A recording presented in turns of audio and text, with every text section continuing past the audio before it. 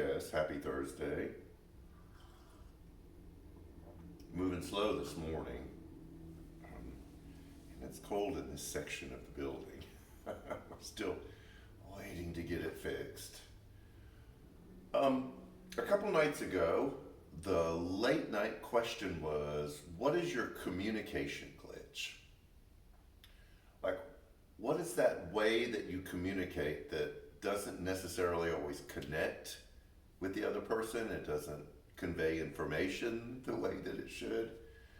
That question made me think about it in my own life.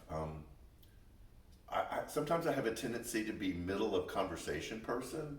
Like, I'll have all of this stuff going on in my head, and then when I start the conversation, I've already processed all of this much, and then wonder why you can't catch up.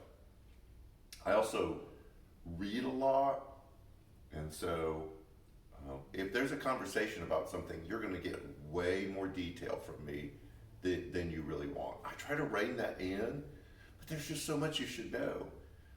I know I have some other things. Janet and I have this bad habit of starting a conversation in the same room and then one of us walking out of the room, and you just hear, well, I thought the other day, and then you just kind of mumble as you disappear. They say that older couples who live by themselves spend most of their time just yelling what from another room, which is what I think we do. In this connected series, I realized that probably the most important aspect of really being connected, of feeling that sense of closeness, a feeling like you get the other person or the other person gets you, is the ability to communicate really well. I wanted to say effectively, but that can sound kind of cold. It sounds like, did you get the information that I had in my head intended for you to hear? And there's so much more that happens in communication than just the transfer of information. There's got to be some kind of bond that's created that's bigger than just making sure they know what time to be there or what to bring or what you're wearing or something like that.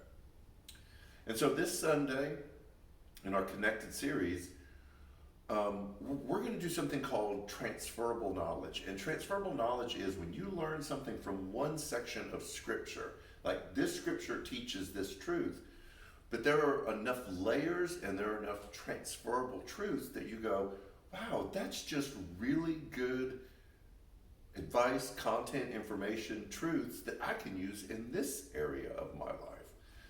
So we're going to look at one particular passage and how it teaches us how to communicate. The elements of it, not how to be a better communicator, but the elements that are required to have connection when you communicate. Like, what do you need to understand? What do you need to know? And then how you can apply that in other areas of your life. I feel like next week's is going to be really important, but this one's super valuable because of our struggle, our society's struggle to communicate, not just effectively, but well, that builds connection.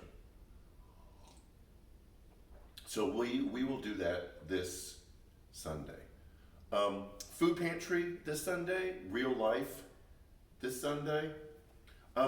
Without going into a whole lot of detail, because you have the patience to get to the end of this, you're getting inside information. There is a lot going on behind the scenes at New Community Church. We're talking hiring, we're talking changing things up, we're making some big decisions, and so we're excited. We had an elders meeting a couple weeks ago. You'll meet the new elders on Sunday, a couple days ago, and there's just a lot going on behind the scenes, and your elders and your leadership are really making sure that we are moving in the direction that God has called us to. I don't feel like I communicated that as well as I could have or should have. You'll find out. You can tell I'm in a mood this morning. So anyway, stay warm. It's supposed to warm up today. Have a great weekend, and we'll see you Sunday. Take care.